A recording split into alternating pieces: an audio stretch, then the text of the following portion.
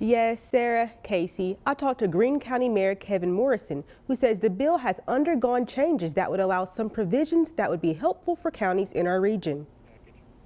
Public schools will not be penalized for lower enrollment. That's one of the reasons Mayor Morrison supports Governor Bill Lee's Education Freedom Scholarship Act. Public education is based on students and their attendance. This bill basically says that public education is not going to be held responsible for a loss of enrollment if it occurs. According to the letter penned by local mayors, the voucher program would also include disaster relief funding.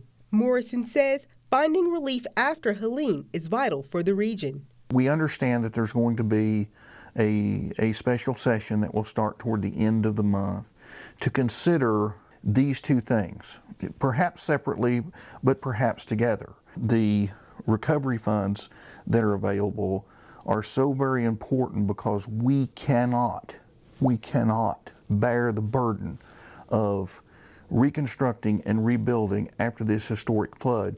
In a separate press release, Carter County Mayor Patty Woodby says in part, quote, "It's a forward-thinking solution that addresses both immediate and long-term needs for our communities." Some local school districts disagree with vouchers. The Washington County School Board passed a resolution opposing voucher legislation. Superintendent Jerry Boyd says his views align with his board. It just needs to be fair competition. So in the proposed legislation, there's really not a fair level playing field as far as accountability with public schools versus other schools that would receive funds. Boyd says there may be an expectation and support for the voucher from counties who were impacted from Hurricane Helene. In order to receive some much needed funding to address some of these, the disaster that we're all still dealing with, especially in Northeast Tennessee.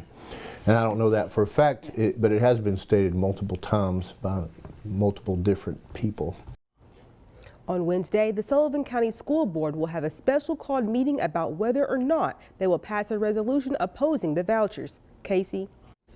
Thank you, Jayana. We've reached out to other county leaders who signed the letter. Sullivan County Mayor Richard Venable says in part, quote, "We currently have 2 private schools under construction in Sullivan County who most certainly will draw some students from our public school system.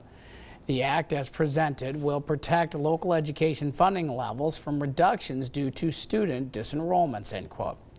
Washington County, Tennessee Mayor Joe Grandy also weighed in, saying, quote, "This Education Freedom Act represents a balanced approach to both family needs in education and support of the existing public education system," end quote. Tennessee's next legislative session begins tomorrow.